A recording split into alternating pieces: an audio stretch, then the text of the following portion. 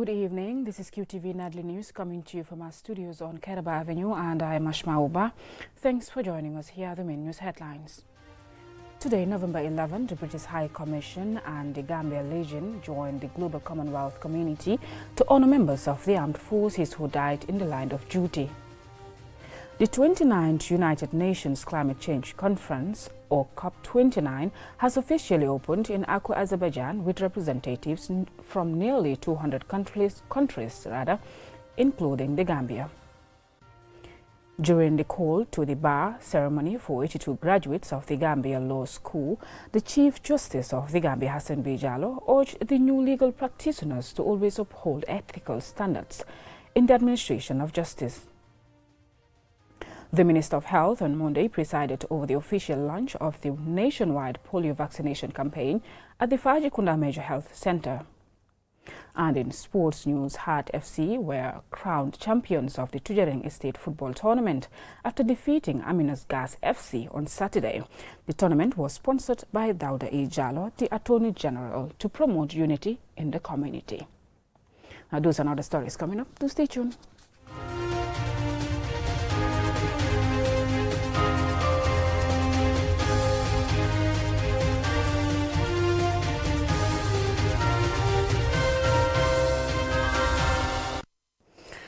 Today, November 11th, the British High Commission and the Gambia Legion joined the global Commonwealth community in a ceremony at the Commonwealth War Cemetery in Fajara to honor armed forces members who died in the line of duty. The day is also marked by war remembrance in several other non-Commonwealth countries. Osman Jada has more on the event.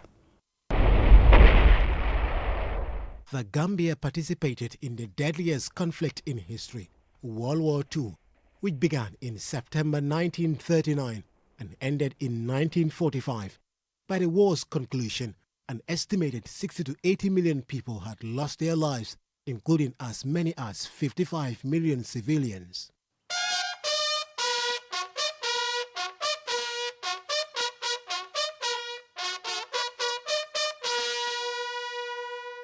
At the Fajara Commonwealth War Cemetery, members of the Gambia Legion, senior government officials and family of war veterans gathered to honor and pay tribute to the fallen, who sacrificed their lives to secure a peaceful future for the world.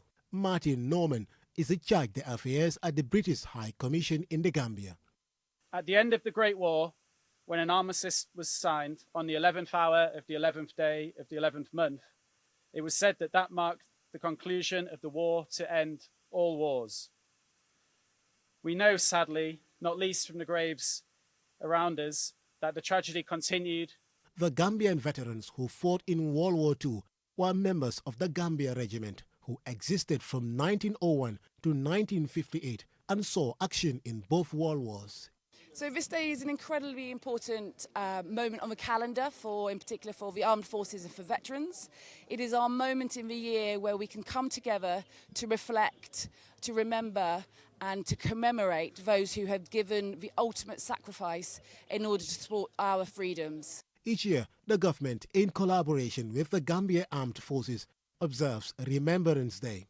Here is Defense Minister Sering Modufai. We are happy to join as a country to remember also our great-grandparents who sacrificed their life for the peace that we are enjoying. These Commonwealth war graveyards in Fajara serves as the final resting place for over 200 Gambian veteran soldiers. It represents a shared responsibility between the government of the Gambia and the United Kingdom. The Gambia Legion was founded by veterans of the First World War who, like all legions, adopted the poppy as their symbol of remembrance and hope. Alhaji Jiwaru Suso, chairman of the Gambia Legion Association, called for increased support from the authorities to continue honoring the sacrifice of the veterans.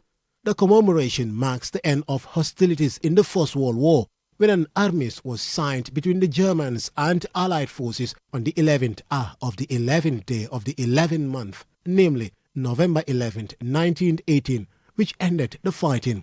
There was no further fighting, but the war formally concluded with the signing of the Treaty of Versailles on June 18, 1919. Remembrance Day is a testament to the Gambia's deep commitment to the values of peace, reconciliation and respect for those who gave their lives in the pursuit of a better world. Osman Jatta, QTV News. The 29th United Nations Climate Change Conference, or COP29, has officially opened in Baku, Azerbaijan, with representatives from nearly 200 countries, including the Gambia. This gathering is expected to push for stronger commitments in the fight against climate change. But what can we expect from this year's negotiations? Senabu Chow is in Baku, and this is her report. COP29 arrives at a critical time for global climate action. The focus will likely be on urgent measures to curb greenhouse gas emissions, improve adaptation strategies, and mobilize financing for climate-vulnerable regions. Experts say this summit could be one of the most decisive COPs yet. For Azerbaijan, hosting the conference is both privilege and a responsibility. As a country heavily dependent on oil and gas, Azerbaijan's leaders are under pressure to demonstrate a shift towards greener policies. They have already set goals to increase renewable energy capacity and reduce emissions and announce a green policy which extends to the vehicles being used during this summit. However, environmental advocates say the real test will be the policy following through. There is also expected to be intensive debate on the Loss and Damage Fund, a financial mechanism approved last year to assist countries facing irreversible impact for climate change. Developing nations want to see concrete financing commitments from the wealthier countries, which some high-emissions nations are calling for more accountability and transparency in how the funds are used. Observers say there is likely to be strong messaging around the needs for justice transition, moving away from fossil fuel, which some developing nations, such as Senegal, are beginning to benefit from. Reporting for QTV News in Azerbaijan, Baku, I am Senabu Chow. The Chief Justice of the Gambia, Hassan B. Jallow, on Monday urged legal practitioners to always uphold ethical standards in the administration of justice. He made the remarks during the call to the bar ceremony for 82 graduates from the Gambia Law School, class of 2023 and 2024, held at the High Court in Banjul. Ansumana Isonyasi was there, and this is his report. The ceremony marked the formal induction of the 82 graduates into the legal profession, following their successful completion of vocational training, while the conferment of certificates and degrees represents a significant academic achievement. Chief Justice Hassan B. Jallow emphasized that Monday's event signifies the start of a new chapter in their professional journey. In his address, he congratulated graduates on their accomplishments but reminded them of the ongoing responsibility to remain ethical in all aspects of their practice. He stressed that in order to ensure justice in their work, their actions and decisions must always be guided by the fundamental principle of safeguarding justice for all. For all intents and purposes, you should consider yourselves as bound, just as other legal practitioners, henceforth, with the code of conduct for lawyers, for legal practitioners, which requires certain levels of competence, levels of integrity and honesty and devotion to respect for justice and the rule of law. Attorney General and Minister of Justice Dawda A. Jallow, who also serves as Vice Chair of the General Legal Council, along with veteran legal practitioner and guest speaker Jibril Bah, described the occasion as a moment of national pride. In their remarks, both leaders congratulated the graduates and reminded them of the importance of being ethical, fair and truthful in their practice. They shared words of motivation, encouraging the new lawyers to continually seek more knowledge throughout their careers. Additionally, they urged the graduates to represent the legal profession with honesty and integrity, emphasizing that their conduct in court should always serve as a model of professionalism and exemplary behavior. My advice to you, as you embark on this new chapter of your career, is to always remain grounded on the values that have brought you here today. I will also encourage you to seek mentorship. Stay curious and never lose your sense of purpose. Lean on each other as you did here. Aissatou Jase, the overall best student, was praised by several speakers for her exceptional performance, receiving multiple awards across various categories. In her speech, She expressed heartfelt gratitude to her family, the school administration and the General Legal Council for their unwavering support throughout their time at the law school. On behalf of her fellow graduates, Mrs. Jasseh promised to uphold the ethical standards of the legal profession and assured Chief Justice Hassan B. Jallow of their collective commitment to serve with integrity and dedication. We have been entrusted with an enormous responsibility, and the challenges we are about to face as lawyers will test our resolve. But if there's one thing our time in law school has taught us, it is that we are resilient. Of the 82 students who graduated on Monday, 41 are Gambian, while the remaining 41 come from various countries across the region. This brings the total number of legal practitioners trained in the Gambia to 703 since the establishment of the law school, marking a significant milestone in the country's judicial development. The graduates will now undergo a one-year pupillage, after which they will officially be conferred the title of legal practitioner, underscoring the steady growth and progress of the Gambia's legal profession. Ansumana Sonyasi for KTV News. Ansumana Sonyasi will take a stock commercial break. When we return, we have more local and sports news stories for you, so do stay tuned. fii mooy fan fii mooy Inessa di place bi nga xam ne moom la ñëpp taam place bii bépp xeetu ataaye bu baax rek bu dugg see ci dëkk bi xamal li fii rek la am bara warga bii neex na lool saf na ba pare tamit nag am gu bu neex boo ko naanee rek da ngay kontaan ci saa añ ba suur ba gëreesal li nga lekk jëndal baara ataaye bii ndax moom la ñëpp taam gis nga sama client bii ataaye bu neex bu ne moom laa koy njëkk a jox ndax moom kat ataaye bu neex rek lay wër baara warga bii mooy warga bi gën te moo gën a saf kon nag ràññee leen ko bu baax kon daw leen gaaw ca Banjul foofu ca Inessa di place bi nga xam ni foofu rek nga ko mën a amee wholesale wala retail mu ngi foofu ci boori court house bi foofu ca Banjul wala nga daw ci bépp marché bépp supermarket bépp boutique fépp foo dugg rek di nga mën a am baara warga bii nga xam ne moom la ñëpp di wër tey baara warga moo dàq ci warga yi man maa ngi ci moom ndax su ma maree ataaya moom rek lay naan.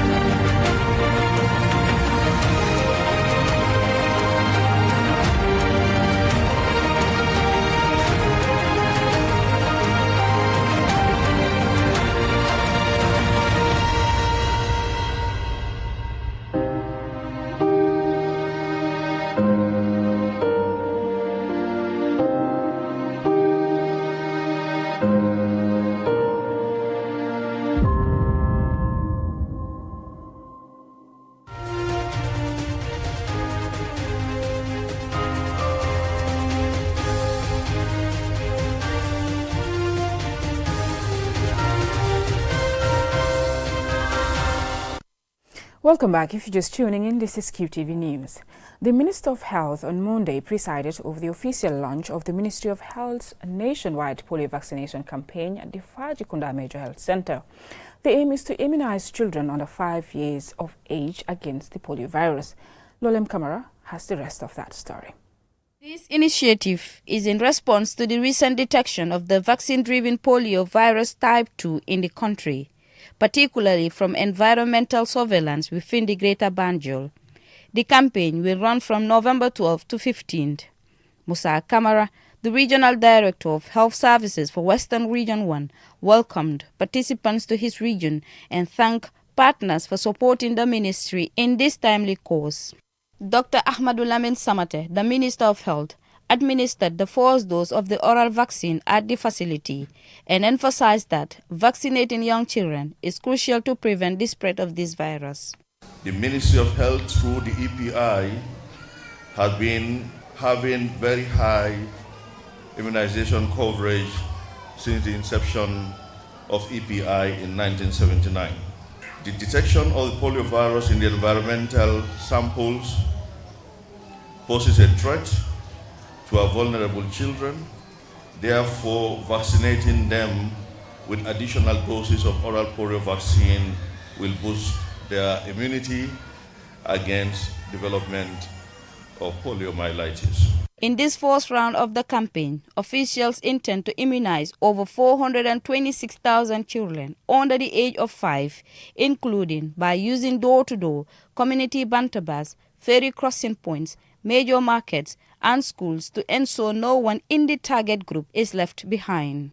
Dr. Nafisa Binte Safkiu, the UNICEF rep in the Gambia, and Dr. Umujan Jallo, the Global Polio Eradication Coordinator in the Gambia, partners of the MOH in this crusade, pointed out some of the efforts taken in supporting the ministry.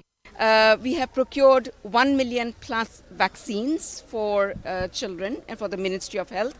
And then also we supported with more than $30 million for administering this entire vaccination campaign. In addition to that, we have provided additional hands, consultants who are supporting us with, social behavior change communication, risk communication, working at the ground level, at the community level, and supporting the government and communities. We're encouraging all mothers with children 0 to 59 months to be vaccinated. The vaccination is between the 12th to the 15th of November. Every child, despite that they were even vaccinated before, during their routine immunization, this is a booster. The Gambia, previously certified polio-free, aims to maintain its high immunization standards and stop any potential resurgence of the virus. Jenaba Balde, a public health officer whose daughter was given the dose, advises fellow parents and caregivers to allow their children to receive this vaccine, stressing its safety and effectiveness. The oral polio vaccine, OPV, is both safe and highly effective. It is the most widely used vaccine in the global effort to eradicate polio, providing essential protection against the disease. Health officials are therefore encouraging all parents and caregivers to participate in this campaign to protect their children and help prevent any further spread of polio virus within communities. For QTV News, Lolly M. Kamara.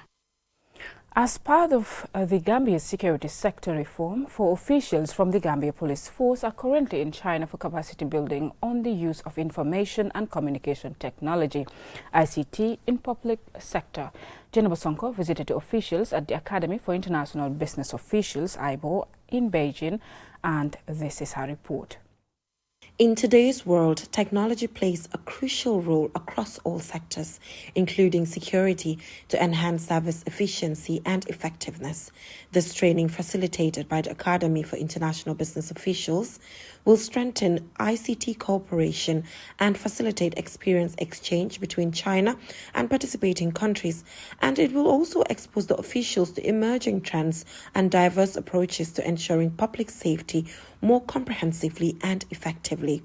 Mumudu Musa Sisao, the Public Relations Officer of the Gambia Police Force, is among the 4-member delegation attending this program. Aware of recent the diversification and development and advancement that will also help us to understand that yes, we equally are going through something that other countries have gone through, and here they are today, is to accept that and also learn lessons from some of the challenges and some of the steps they have taken to be where they are today. Through this training, Chinese experts will share insights into China's national approach to public security, covering topics such as mobile emergency communication solutions, integrated communication systems, 5G technology, and emergency communication command platforms.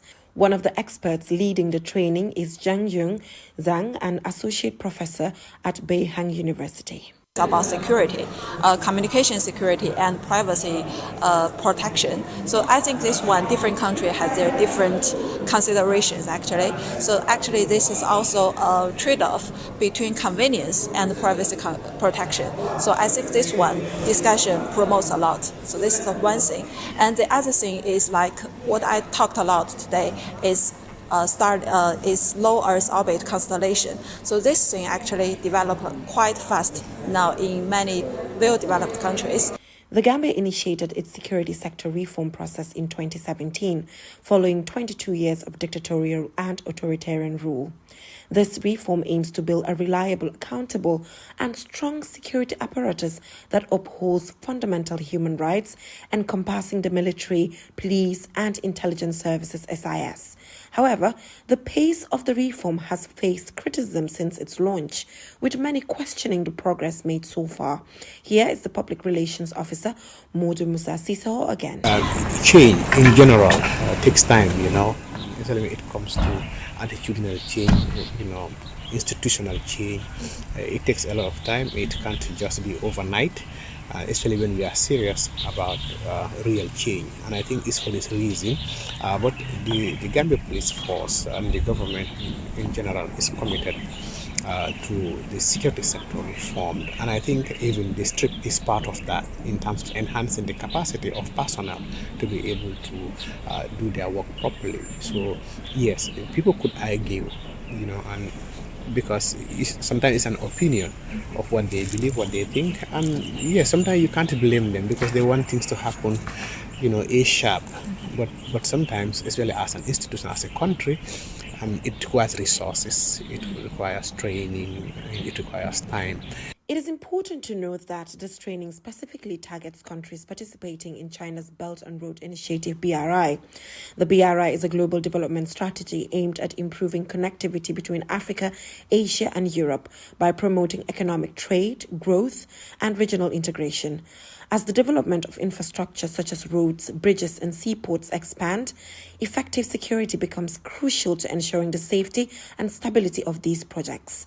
Reporting for QTV News from Beijing, China, I am Jennifer Sonko. Coming up next, we have sports news.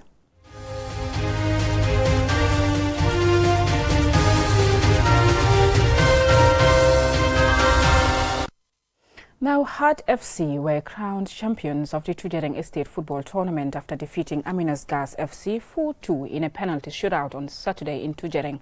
Our sports reporter Mumru Gajaga was there and he has the latest.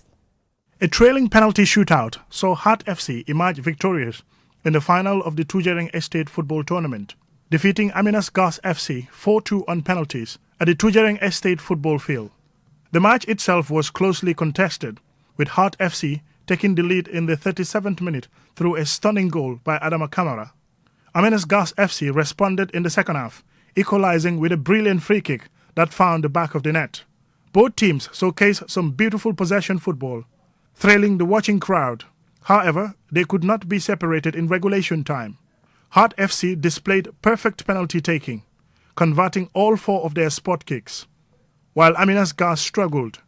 One of their penalty takers had to retake his spot kick after the goalkeeper came off the line too early, only for his second attempt to be saved. Siaka Mane, head coach of Heart FC, described the victory as an emotional one, highlighting the team's resilience and determination throughout the tournament. Oh yes, I'm so happy because since the starting of the game, because I'm came with full hope, I know that I'll win the game. Abdullah Saidi, head coach of Aminas Gas FC, expressed disappointment with his team's performance, stating that he had expected much better from them. The performance of my boys is below average because I was not expecting this kind of performance from them. We were the top team in the group stage, and we don't consider defeat in this league. So they did wonders in their previous games. So I was just a bit disappointed of their performance today. Dauda A. Jallo, the Attorney General and Minister of Justice, a resident of Tujareng Estate and sponsor of the competition, expressed his satisfaction with the organization of the tournament. He commended the smooth execution of the event. I encourage them to organize themselves and start this tournament. This is the maiden one. We hope when it is successful, we'll be able to repeat it. You can see the turnout. It's able to bring out the members, the residents of the estate.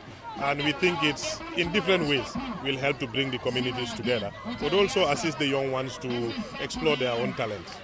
The final was attended by a number of dignitaries, including Dr. Ismaila Sise, the Minister of Information, Nani Juara, the Minister of Petroleum and Energy, Sehum Balo, Political Advisor, and Mahmoud Jawla, Executive Director of the National Sports Council, all of whom were invited by the Attorney General and the Minister of Justice, the tournament sponsor. Mamudu Gajaga, QTV News. Well, congratulations to Heart FC. I'm afraid that's all we have for you in this news bulletin. Join us again at 10 p.m. for another bulletin. Thanks for watching.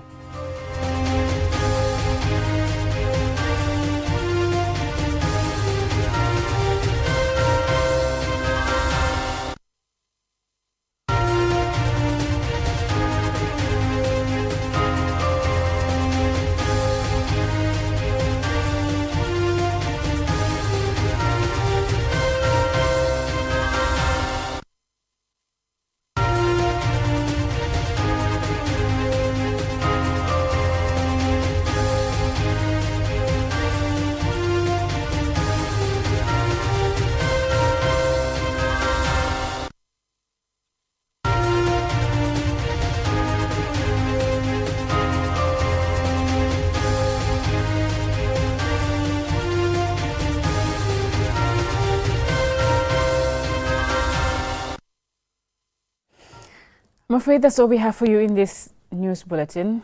Can I take it again?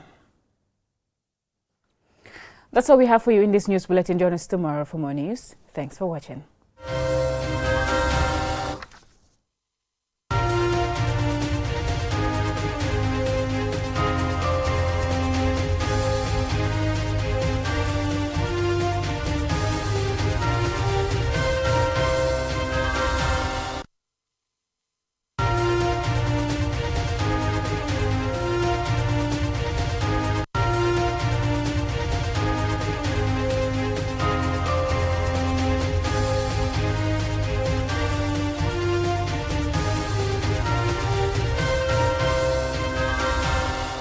Good afternoon, this is QTV's Midday News coming to you from our studios on Kairaba Avenue, and I am Ashma Uba.